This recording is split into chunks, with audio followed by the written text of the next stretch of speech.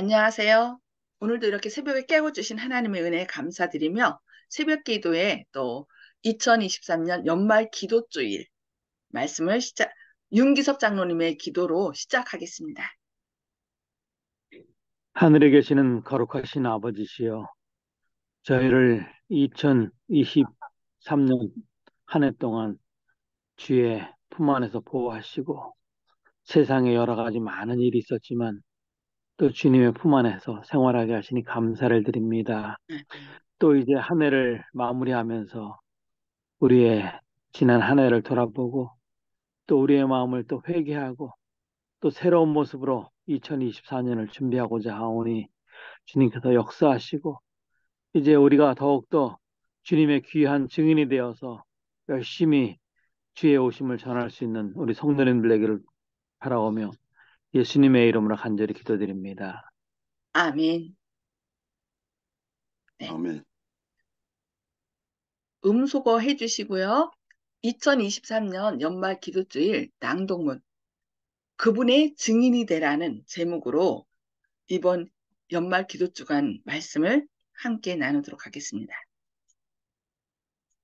오늘의 말씀은 증인 아브라함이라는 제목으로 어, 테드 앤신 윌슨 대총회장님께서 준비해 주신 말씀입니다.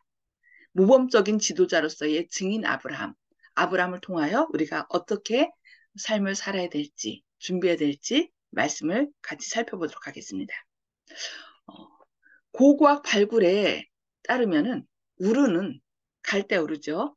거대한 유프라테스 강둑을 따라 고대 메소포타미아 중심부에 자리 잡고 있었던 화려한 도시로 당시 세계 전역의 무역상들을 끌어들이던 부유한 제국의 중심지였습니다.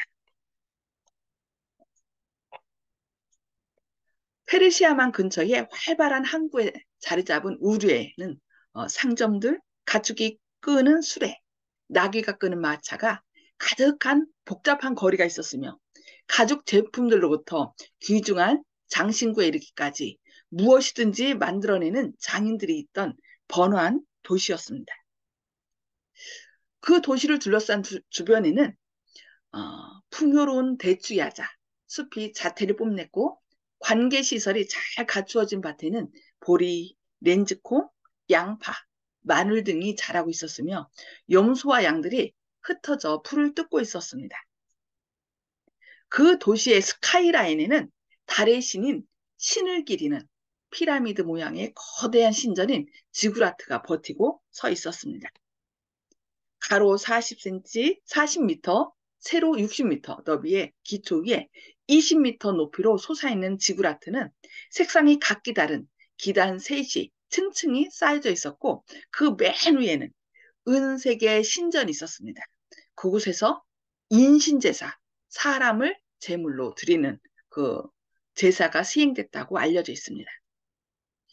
바벨탑의 반역 후 얼마 지나지 않아 세워진 그곳의 신전은 우상숭배와 이교의 중심지였습니다. 그럼에도 그 타락했던 고대 도시의 영향력 속에서 하나님의 가장 충실한 증인 중 한 사람이 등장했는데 그가 바로 아브라함입니다. 엘렌 화이트는 숭배가 사방에서 그를 유혹했으나 허사였다. 신실치 못한 자들 가운데서도 신실함을 지킨 아브라함은 당시의 만연한 배교에 물들지 않고 유일하신 참 하나님을 끝까지 섬겼다고 진술했습니다. 그의 아버지 데라가 다른 신들을 섬겼는데도 어떻게 그런 일이 가능했을까요? 한 가지 가능성은 대홍수 약 350년 후에 태어난 아브라함이 그의 5대 조부, 즉 노아의 아들 셈의 증손자였던 에벨에게서 하늘에 계신 참 하나님에 대해 배웠을 거라는 추측입니다. 아브라함의 선조 대부분은 이미 세상을 떠났지만 에벨은 아브라함이 태어난 후 적어도 100년을 함께 464세까지 살았습니다. 에벨이 어린 후손들에게 하나님의 진리를 전했을 가능성이 큽니다. 그래서 이렇게 조상들이 후손들에게 믿음을 유산으로 물려주는 것이 참으로 중요한 것입니다. 그가 하나님에 대해 정확히 어떻게 배우는지에 상관없이 우리는 믿음으로 아브라함은 부르심을 받았을 때에 순종하여 장래의 유업으로 받을 땅에 나아갈새 갈 바를 알지 못하고 나아갔다고 히브리서 11장 8절의 말씀을 알고 있습니다. 당시 지구상에서 가장 부유하고 가장 문명화된 곳을 떠나 아브라함은 부르심을 받는 곳이면 어디서든지 기꺼이 하나님의 증인이 되고자 했습니다. 이 위대한 족장이 어떻게 증인이 됐는지 간략하게 살펴보겠습니다. 첫 번째, 가족을 위한 증인입니다. 아버지가 사망한 하란에서, 그러니까 갈대우르에서 불러내서 하란으로 가족과 함께 갔죠. 그런데 그 아버지가 사망한 하란에서 잠시 머문 뒤 아브라함은 그의 아내 사레와 조카 롯과 하란에서 모은 모든 소유와 또 얻은 사람들을 이끌고 가나안 땅으로 가려고 떠나서 마침내 가나안 땅에 들어갔다고 창세기 12장 5절에서 말씀합니다. 아브라함은 세겜 근처에 장막을 치고 먼저 여호와를 위하여 제단을 쌓았습니다. 또다시 자리를 옮겨갈 때 그는 여호와를 위하여 제단을 쌓고 여호와의 이름을 불렀습니다. 가는 곳마다 먼저 제단을 쌓고 하나님께 제사를 드렸던 것입니다. 아브라함은 가족과 함께 예배할 것을 격려하면서 진영 안에 있는 모든 사람을 아침과 저녁 희생제사에 초청했습니다. 그가 새로운 곳으로 이사했을 때 그 제단은 지나가는 모든 사람에게 무언의 증인이 되었습니다. 아브라함은 모든 형태의 거짓 종교를 막고자 가장 큰 주의를 기울인 한편 자신이 살던 지역사회에서 친절하고 예의 바르고 의로운 사람으로 알려져 모두에게 존경을 받았습니다. 그러니까 우리도 가는 곳마다 어느 곳에 있든지 먼저 우리 가족들이 제단을 쌓음으로 다른 사람에게 저 집에서는 찬양의 향기가 뭔가 달라라는 그런 빛을 비추는 그런 가족들이 되어야 되겠습니다. 두 번째는 더 큰 공동체를 위한 증인입니다. 아브라함은 평화를 사랑했습니다. 그의 목자와 롯의 목자 사이에 싸움이 일어났을 때 그는 강권했습니다. 우리는 한 친족이라 나나 너나 내 목자나 내 목자나 서로 다투게 하지 말자고 창세기 13장 8절에 말씀하고 있습니다. 그러나 롯에게 이렇게 서로 계속 함께하면 싸울 수밖에 없으니까 어떻게 했어요? 롯에게 정착할 곳을 먼저 선택하도록 허용한 아브라함은 그에게 녹음이 우거진 비옥한 시딤 골짜기를 선택하게 승낙하고 자신은 산간 지역에 남았습니다. 먼저 양보한 거죠. 그 후에 골짜기의 모든 주민이 그돌라오멜 왕과 그의 동맹자들에게 사로잡혀 갔을 때 아브라함은 이전에 롯이 저지른 배은망덕, 그러니까 선택하라고 했을 때 먼저 어떻게 아니요 그래도 삼촌이 먼저 선택하세요 이것이 아니라 제가 여기 시딤 골짜기 제가 선택하겠습니다. 왜냐하면 그 당시 소돔 땅은 아주 너무 비옥한 땅이었거든요. 그러니까 자기가 먼저 이 롯이 선택지를 선택했던 거죠. 그러나 거기에 대한 조금도 원한이 없음을 보여주었습니다. 롯에 대한 그의 사랑이 불릴 듯 일어났으며 그는 그를 구원하기로 결심했습니다. 무엇보다도 먼저 하나님의 권고를 구하는 가운데 아브라함은 전쟁을 준비했습니다. 승리는 신속하고 완전했으며 모든 포로와 재산을 뒤찾아왔습니다. 그리고 아브라함은 이 승리를 하나님께 돌렸습니다. 그때 만난 사람이 누구예요? 멜기세덱이죠. 엘렌 화이트는 여호와를 경배하는 자인 아브라함은 나라를 위하여 위대한 봉사를 했을 뿐만 아니라 자기 자신이 용감한 사람임을 입증했습니다. 이것으로 의로움은 비겁이 아니며 아브라함의 종교는 그를 용감한 사람으로 만들어 의를 지켜내고 압제당하는 자를 보호하기 있음이 드러났습니다. 그의 영웅적인 행동은 주변 부족에게 널리 가마를 끼쳤다고 기록했습니다. 아브라함은 교육자였고 그가 믿음을 전하면서 그의 가족은 계속 성장하여 마침내 1,000명이 넘었습니다. 그의 교훈으로 유일하신 하나님을 경배하도록 지도받은 자들은 그의 장막에서 같이 살았습니다. 거기서 그들은 마치 학교에서 교육받듯 참된 신앙의 대표자가 될 준비를 갖추었습니다. 이렇듯 그는 무거운 책임을 지고 있었고 또 그는 각 가장을 교육했고 그들이 거느려야 할 가정마다 그의 운영 방식이 전수되었다라고 말하고 있습니다. 그러니까 자기 가족만 믿은 것이 아니라 자기 문 안에 유하는 그 종들까지 모두 이 신앙을 할 수 있도록 각 가장들을 교육했다라고 얘기하고 있습니다. 주변 모든 나라에서 존경을 받고 있던 아브라함의 하나님께 대한 충성심은 확고했습니다. 그의 친절과 자비는 사람들의 신임과 우위를 두텁게 했고 그의 끊임없는 위대함은 존경과 영예를 받았습니다. 세 번째, 하나님과 타락하지 않은 존재 앞에 선 증인입니다. 아브라함은 하나님을 영화롭게 했습니다. 하나님께서는 그와 직접 말씀하시고 자신의 목적을 계시하면서 아브라함을 영화롭게 하셨습니다. 그럼에도 아브라함은 인간이었고 성경은 그의 믿음이 적어도 3번은 흔들렸다고 기록합니다. 첫 번째는 바로 앞에서 자기 아내에 대해 거짓말했을 때. 언제예요? 자기 목숨을 혹시 이 사라가 자기 아내가 너무 예뻐서 혹시 자기를 죽이고 이 사라를 뺏어가지 않을까 하는 마음으로 사라를 뭐라 하겠어요? 자기 동생이라고, 여동생이라고 거짓말했죠. 그 다음에 두 번째는 하나님께서 그 후손을 약속했는데 어, 주시지 않자 아들을 낳지 못하자 어떻게 했어요? 상속자를 낳기 위하여 하가를 아내로 취했습니다. 그 이제 아내가 먼저 제안을 한 거죠.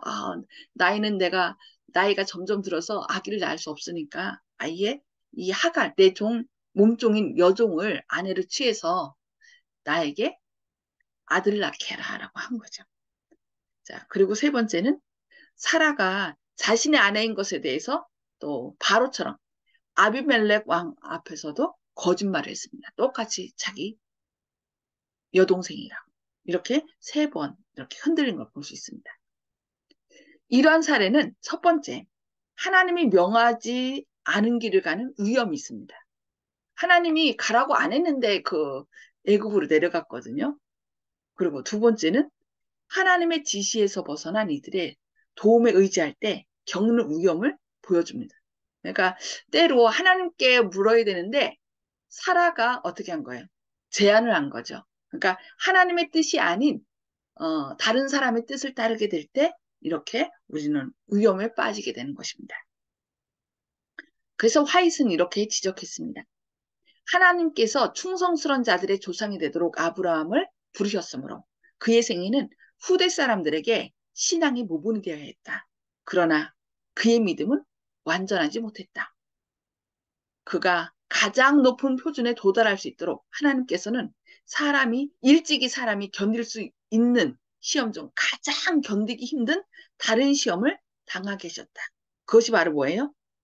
아들, 약속으로 주신 아들을, 이삭을 하나님께 바치라는 그런 시험이었습니다. 하나님은 그에게 네 아들, 내 사랑하는 독자 이삭을 데리고 모리아 땅으로 가서 내가 내게 일러준 한 산, 거기서 그를 번제로 드리라고 명령하였습니다. 창세기 22장 2절 말씀이죠. 아브라함은 인신제사가 이방인의 예배의식이며 하늘의 하나님은 그렇게 하지 않는다고 믿었습니다. 아까 얘기했죠. 갈대 우리에는 달신인 신에게 뭘 드렸다고요? 인신제사를 드리는 것이 그 이방 종교의 풍습이에요. 근데 하나님께서 누굴 바치라고 한 거예요? 이삭을 바치라고 한 거죠. 그런데 이해할 수 없는 명령이었습니다. 왜 하나님은 그에게 약속의 아들을 죽이라고 요구하셨을까? 그럼에도 그 연로한 가장은 기도로 씨름하는 믿음으로 전진했습니다. 아브라함도 인간이었고 그의 애정과 애착도 우리와 같았습니다. 그러나 그는 이삭이 죽임을 당하면 약속이 어떻게 성취될 수 있을지 의심하며 머뭇거리지 않았습니다. 그는 자신의 아픈 마음을 구실로 이유를 따지고자 하지 않았습니다. 무엇이든지 하나님의 요구는 공평하고 의롭다고 믿으며 그는 명령을 곧이곧대로 따랐습니다. 그가 어떻게 할지 온 하늘이 애타는 마음으로 주시하고 있다는 사실을 그는 전혀 깨닫지 못했습니다. 자신이 하고 있는 일이 온 우주를 위한 구원의 계획에 교훈이 될 것임을 아브라함이나 이삭은 전혀 깨닫지 못했습니다. 하나님께서 우리의 구원을 위해 사랑하는 자기 아들을 희생시키실 장소가 다름 아닌 그들이 부르심을 받았던 그 장소가 될 것임을 그들은 전혀 알지 못했습니다. 모리아산에 가서 제물로 드리라고 그랬죠.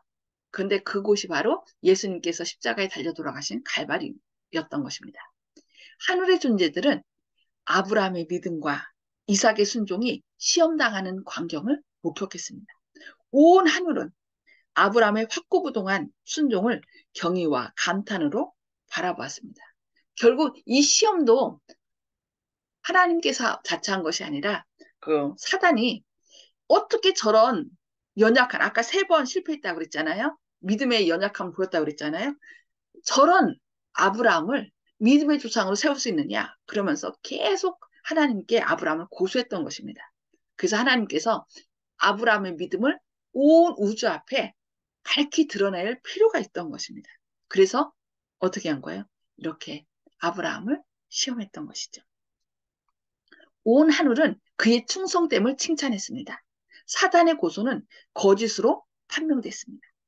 다른 세계의 지적 존재들 앞에서 맹세로서 아브라함에게 확증된 하나님의 언약은 순종의 보상이 따른다는 사실을 증명했습니다. 천사들까지도 구속의 옥류를 이해하기란 어려운 일이었습니다. 아브라함에게 자기의 아들을 제물로 드리라는 명령이 내렸을 때 온 하늘 존재의 관심이 집중됐습니다. 그들은 열렬한 관심으로 이 명령이 성취되는 매 단계를 주시했습니다. 번제할 양은 어디에 있나이까라는 이삭의 물음에 아브라함이 하나님이 자기를 위하여 친히 준비하시리라고 대답했을 때 아버지가 그의 아들을 막 죽이려는 찰나 그의 손이 멈춰지고 하나님께서 준비하신 어린 양이 이삭 대신에 드려졌을 때 바로 그때 구속의 신비 위에 빛이 밝혀졌고 천사들도 사람의 구원을 위해 하나님께서 마련하신 놀라운 준비를 보다 분명히 이해하게 되었습니다. 그래서 제가 양양자를 자꾸 소개하죠. 양양장을 어떻게 됐어요? 임금 왕에다가 뿔 달리고 꼬리 달린 짐승이 바로 양이에요. 그래서 하나님이 자기 자신을 친히 어떻게 해요? 양으로 제공하시겠다는 것이 이 창세기 22장 8절의 말씀입니다. 그래서 이것을 통하여 온 우주가 사람을 구원하기 위하여 자기 자신을 바쳤다는 것을 깨닫게 된 것이죠. 그래서 아브라함에게 네 사랑하는 아들을 바치라고 하는 것은 하나님께서 우리를 위하여 이 자신을 드린 것을 많은 사람들이 확증할 수 있도록 직접 실물 교훈을 통하여 볼 수 있도록 하신 것입니다. 우리는 네 번째, 우리는 오늘날의 증인이라는 것입니다. 아브라함이 그 당시 사람들에게 또 온 우주 거민들에게 하나님의 사랑을 증거한 것처럼 우리는 오늘날 하나님의 증인인 것입니다. 여호와 증인이 자신을 하나님의 증인이라고 여호와 증인이라고 이렇게 얘기를 하는데 하나님을 믿는 모든 사람은 너희는 나의 증인이라고 내가 너를 택하여 세웠다라고 이사야서에서 말씀하고 있습니다. 자, 아브라함의 믿음과 순종과 섬김의 삶은 오늘날 우리에게 중요한 간증의 본보기가 됩니다. 일상생활에서 나타난 그의 조용한 영향력, 확고한 성실성, 관대함, 예절, 아름다운 성품은 그가 하늘과 연결되어 있음을 모든 이에게 드러냈습니다. 그는 눈에 보이는 것 너머를 볼 수 있었고 영원한 실제를 붙잡았습니다. 아브라함이 하나님을 믿음에 그것이 그에게 의로 여겨진 바 되었다고 로마서 4장 3절에서 말씀하고 있습니다. 자, 발문입니다. 일상생활에서 나타난 그의 조용한 영향력, 확고한 성실성, 관대함, 예절, 아름다운 성품은 그가 하늘과 연결되어 있음을 모든에게 드러냈습니다. 그렇다면 우리는 어떻게 해서 하나님의 영광을 드러내는 증인이 될 수 있을까요? 예. 오늘 말씀을 통하여, 아브라함을 통하여 하나님께서 주신 말씀을 우리 간단하게, 시간이 별로 없습니다. 간단하게 한 말씀씩 서로 나눠보겠습니다. 우리 먼저 김혜숙 집사님, 음소거를 다 해제해 주시고요. 네, 음소거를 다 해제해 주시기 바랍니다. 그리고 간단하게 한 말씀씩 네, 나눠주시기 네. 바랍니다. 저희들이 아는 부분이지만 또다시 느끼게 해주는 아브라함의 믿음의 조상이 된 그분의 그 믿음 속에서 저희들이 또다시 힘을 얻을 수 있는 것을 또 느끼게 됐어요. 실수를 했음에도 불구하고 주님께서 끝까지 인도해 나가시는 그런 주님의 그 사랑의 그 자체가 너무나 은혜로 마음에 와 닿았고 우리도 그와 같이 할 수 있다라는 자신감을 좀 가져야 되겠다라는 그런 생각이 들었습니다. 네, 시간이 아멘. 작으니까 이상입니다. 네, 감사합니다. 네, 송수복 집사님. 네, 우리도 아브라함과 같은 그런 믿음을 본받아야 되겠다고 느꼈습니다. 아멘. 감사합니다. 네, 박정순 집사님. 예, 사람으로 태어나가지고 같은 생활을 할 수 있다는 것이 너무 감동이고요. 정말로 하나님을 의지하면서 살은 생애인데 실수로 거짓말을 또 왕 앞에서 했을 적에 그것도 다 하나님께서 수용해 주신 거. 우리는 좀 이급하고 위험하고 우리 생각에 좀 그럴 적에 잠시 거짓말을 할 수가 있다는 것도 또 한번 생각해 봅니다. 네, 하나님께서는 그 모든 과정을 통하여 또 우리를 더 믿음을 굳게 하는 것이죠. 네, 감사합니다. 예, 시간이 별로 없어서 이문경 집사님. 예, 저는 지금 하나님을 믿음으로 우리는 어떠한 일이 있어도 예수님의 증인이 되고 눈으로 본 듯이 만진 듯이 목숨을 버리더라도 우린 예수님의 증인입니다. 감사합니다. 아멘. 아멘. 네, 감사합니다. 조영식 집사님. 예, 증인은 보여지는 존재, 드러내 보여지는 존재이기 때문에 어, 온 우주 거민들의 구경거리가 되어 있는 상태거든요. 좋은 의미로 구경거리입니다.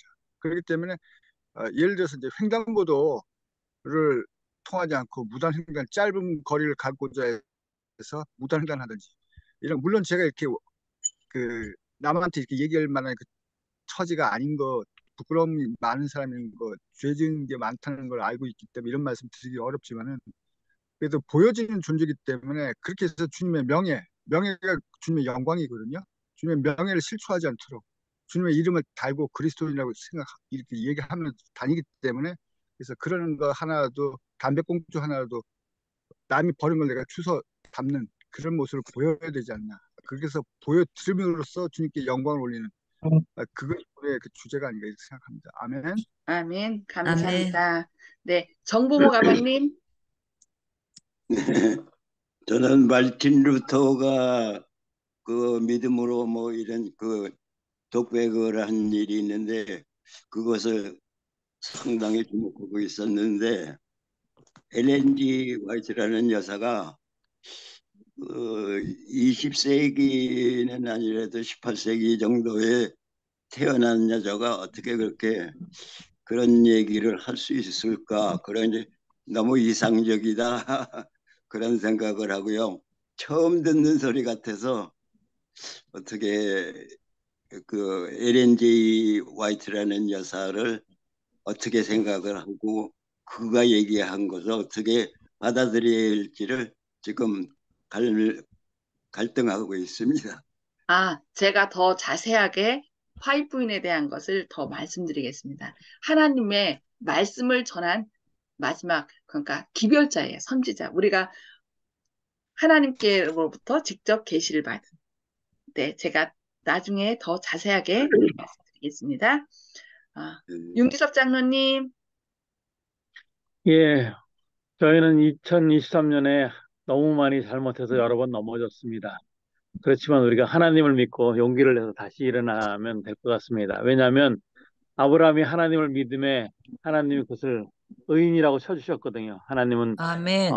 마음이 넓으신 분입니다. 그래서 우리가 두려워하지 말고 또 일어나서 하나님께 의지하는 그런 삶을 살기를 바랍니다. 아멘. 네, 감사합니다. 네. 하나님께서는 그냥 우리가 넘어졌다고 딱 내치시는 분이 아니라 계속 참고 기다리시는 분이에요. 그래서 그 모든 과정이, 그러니까 비록 의인은 몇 번 넘어질지라도 7번 넘어질지라도 8번째 일어나는. 그러니까 늘 넘어진다 할지라도 우리가 하늘 가면서 넘어질 수도 있지만은 하나님께서 나를 받아주신다는 그 사랑의 하나님을 기억하고 다시 일어설 때 하나님께서는 우리를 의인이라 칭한다는 거 기억하시면서 우리가 끝까지 이 아브라함이 하나님의 영광을 온전히 드러낸 것처럼 우리도 실수했지만 아브라함처럼 끝까지 하나님과 동행하는, 그래서 하나님의 영광을 드러내는 저와 여러분 되시기를 바라면서 기도하고 마치겠습니다. 하늘에 계셔서 저희를 사랑하신 아버지, 오늘도 이렇게 새벽에 깨워주시고 또 주님의 말씀을 통하여 저희를 권면해 주시니 감사합니다. 아브라함이 비록 실수를 했지만 그 삶 속에서 늘 주님과 동행하며 주님의 영광을 드러낸 것처럼 저희도 저희 실수를 온전히 주님 앞에 내놓고 주님의 보혈로 깨끗이 정결함을 받게 하시고 또 주님의 은혜를 힘입어 주님의 영광을 드러내는 참된 증인이 되게 하여 주시옵소서. 주님의 크신 사랑과 은혜가 저희와 늘 함께 하심으로 또 오늘도 내 가족에게 또 이웃에게 또 온 우주 앞에서 주님이 어떤 분이심을 밝히 우리의 삶을 통하여 증거하는 그런 주님의 증인이 되길 원하오니 함께하여 주시옵길 바라오며 예수님의 이름으로 간절히 기도합니다. 아멘. 네, 감사합니다. 네, 하나님의 사랑과 은혜가 함께 하시기를 기도합니다. 행복한 아멘. 시간 되시고 온전히 주님 앞에 우리의 모든 것들을 해결하는 그런 기도주일 시간 되시길 기도합니다. 감사합니다. 아멘.